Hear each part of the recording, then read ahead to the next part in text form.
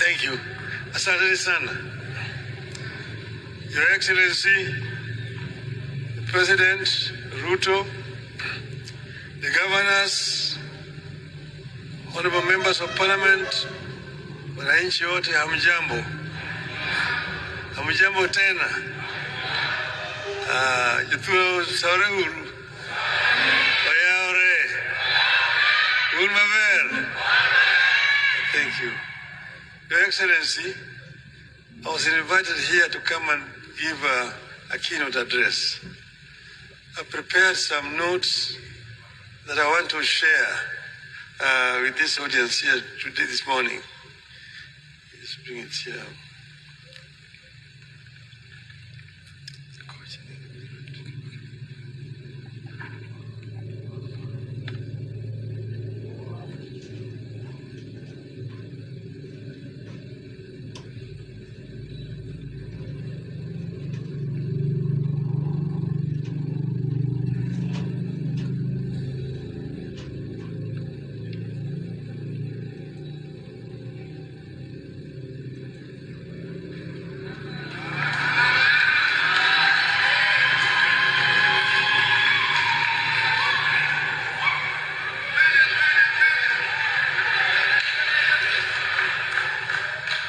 Thank you. So, Your Excellency, first I'm so happy to have been invited to come here this morning. And also to thank you for taking a very keen interest in the economy of this region. Now I will first share some of the thoughts that I have put down here, after which I will probably then say some things off the cuff. The core purpose of devolution was to enable each part of this country to explore its potential, deploy in it the service of its people, and help unleash an economy that fires on all cylinders.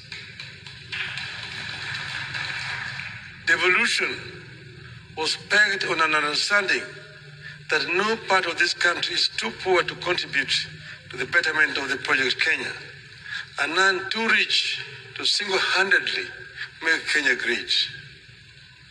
Kenya needs all its parts in order to leap forward. Since we started taking national days to counties and assigning specific themes to those celebrations, it has become clear that every part of Kenya has something to offer. Progressively, you have come to the realization that there is more to Kenya than just crops, livestock, and minerals. It is my hope that as we continue on this journey of rotational Madaraka Day celebrations and themes, Kenyans will come to appreciate each other more and build the understanding and trust that are necessary to build a stable and a prosperous nation. We are here to talk blue economy. Just meters from Lake Victoria, the world's second largest freshwater lake after Lake Superior in North America. As we embrace our oceans and lakes and rivers as potential sources of growth under blue economy, we are coming to the realization that there's more to these water bodies than just fish.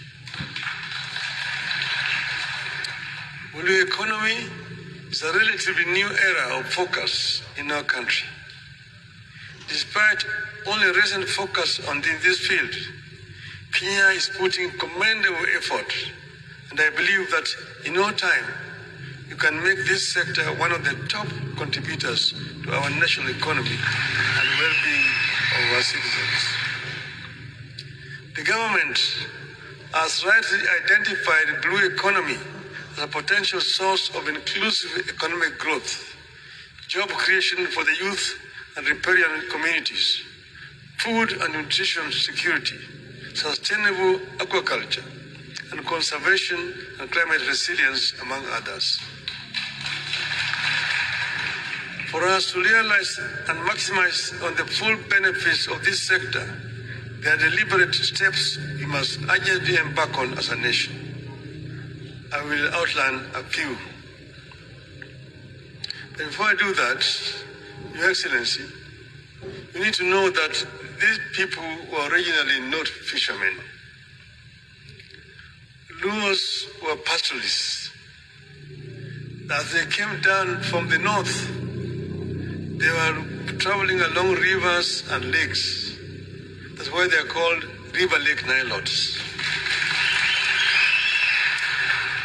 But sometimes in their history, about 200 years ago, their cattle, the stocks were decimated by an epidemic 200 years ago.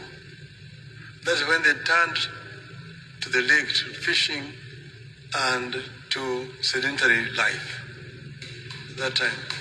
But that pastoralism life is still very much in their blood. These people here, they know how to borrow remo.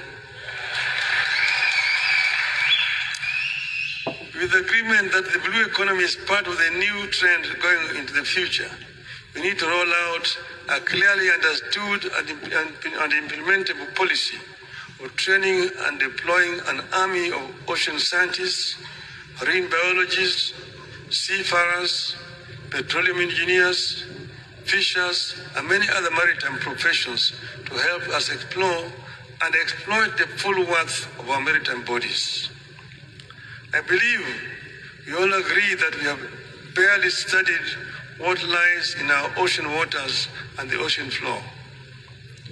We have barely studied our lakes to fully appreciate and exploit what lies in and below them for our use. We have only scratched the surface with regard to our capacity for shipping and water logistics.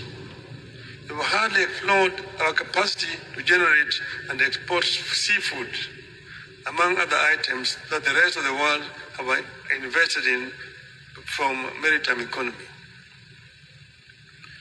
We develop and implement a robust and comprehensive mechanism for management and protection of all maritime life, breeding grounds, to enable life in the waters sustain a blue economy. We must also embark on protection of maritime vegetation like mangroves, reeds, and other plants that are known to be critical to the lives in the oceans, rivers, swamps, lakes, and all other water bodies, therefore, to green economy. Lake Victoria, just like Lake Turkana, River Tana, the Indian Ocean, have brought forth life that we seek to exploit. We have a responsibility to ensure that life continues to flourish in these bodies.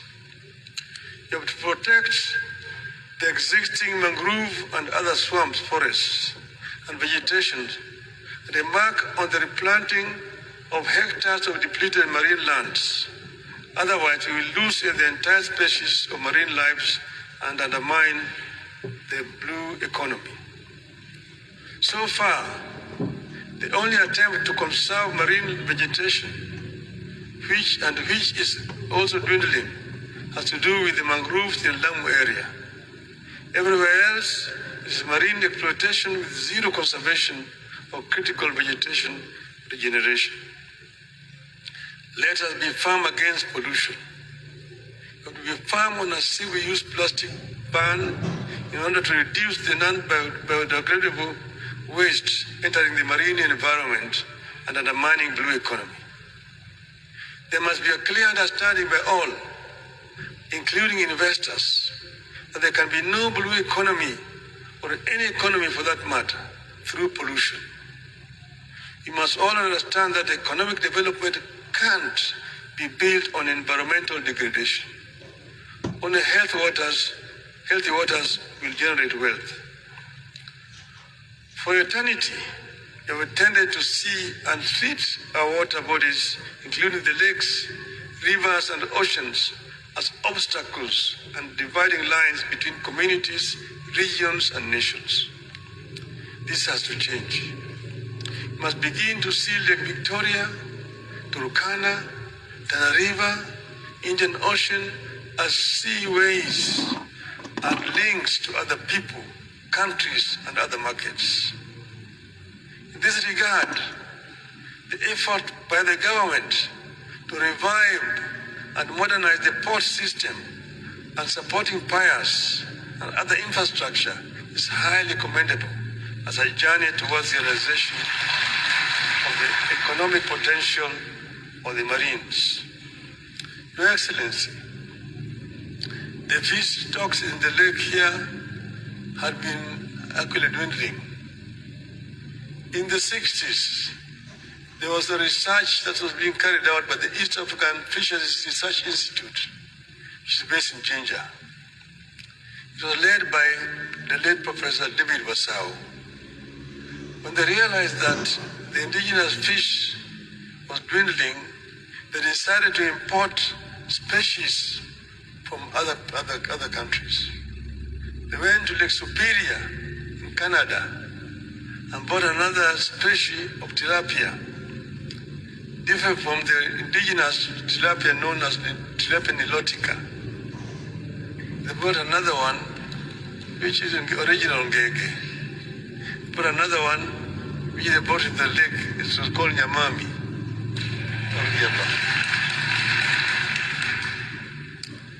Then they went to Lake Kyoga in Uganda and bought another fish, that is the perch. It's called the Nile perch.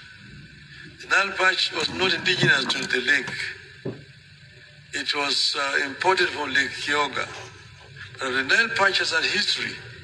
It was originally not a freshwater fish. It was in the Mediterranean. Your Excellency, you know, if you bring a saltwater fish into the freshwater fish here, it will not survive. It dies. Like if you take the freshwater fish to the Indian Ocean, it also dies. But this Nile perch moved from the Mediterranean into the Nile Delta, where the water, fresh water coming from the river, mixes with the water from the sea. That the water in the delta is not very salty. That is how it started to acclimatize itself with fresh water. It started now moving up the river. The fishermen who caught it, brought it up, the rapids. That's how it managed to come all the way to Lake Kyoga. But from Lake Kyoga, it could not come into the Nile because of the Owen Falls. It is that team led by Professor Wasau that brought it from there and planted it into the lake here to increase the need. And at that time, Your Excellency, the research was based in Jinja for the entire East Africa. And fishing in the lake was not restricted. Kenyan fishermen could go and fish in Uganda waters and also Tanzania waters. The situation has since changed. And therefore, we must go back to the drawing board. Your Excellency, in 1971, there was a coup in Uganda, and a madman called Idi Amin took power. Idi Amin, in his madness, annexed several Kenyan islands and made them part and said this were part of Uganda. In fact, he said that the border between Kenya and Uganda was in Naivasha, and that he was going to redraw the boundary. Although he did not realize his dream, that situation is the cause of our problem right today. Where is the border between Kenya and Uganda in the lake?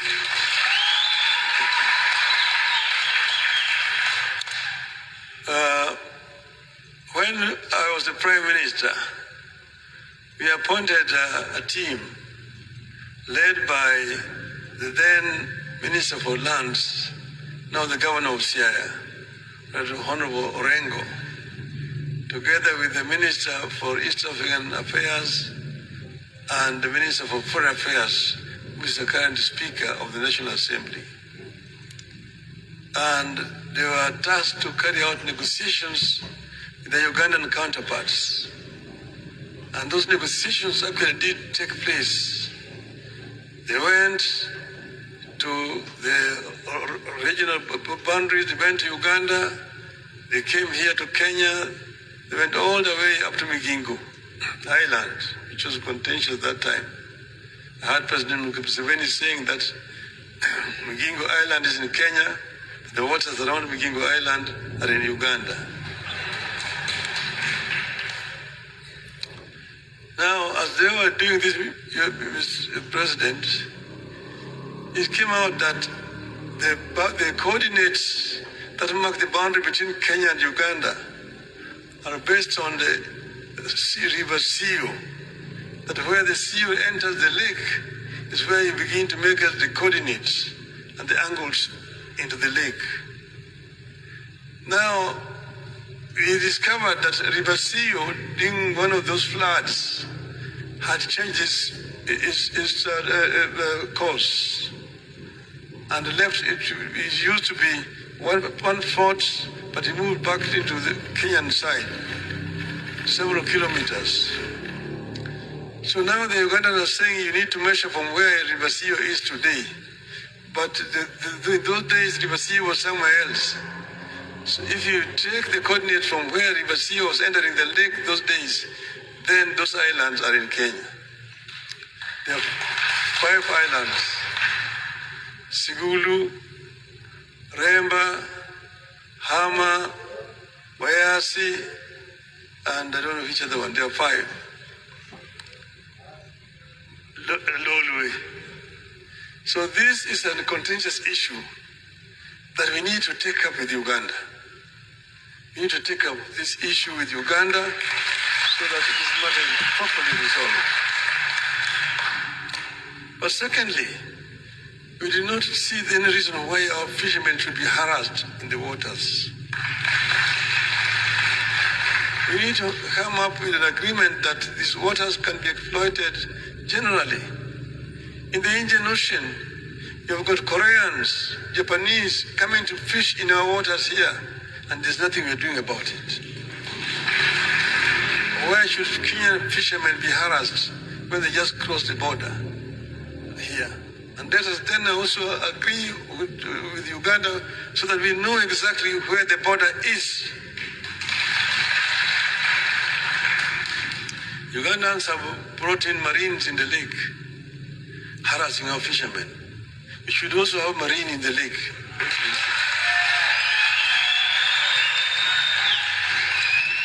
So that our fishermen are not harassed unnecessarily in the lake.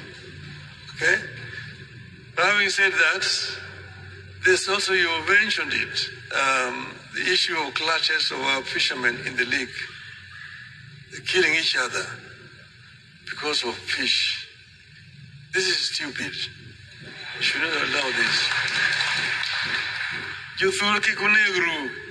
Jalu ko thura okunegru negre nam ni gwaj marriage. Which could Malaysia? Jalu po di nam kuja di gore to the negre. But then, Your Excellency, I know that Joho said he's bringing a helicopter. We need that. We needed it yesterday. A helicopter that will help also the fishermen who are drowning in the lake, so that they can be rescued in good time.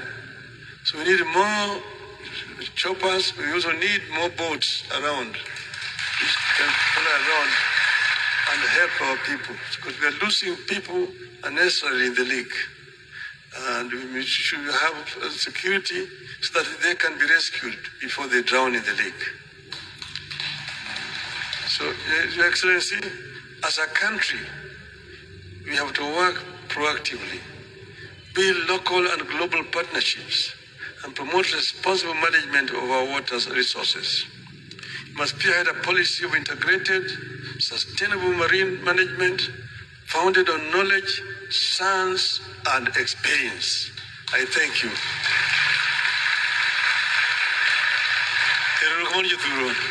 Eru kamano.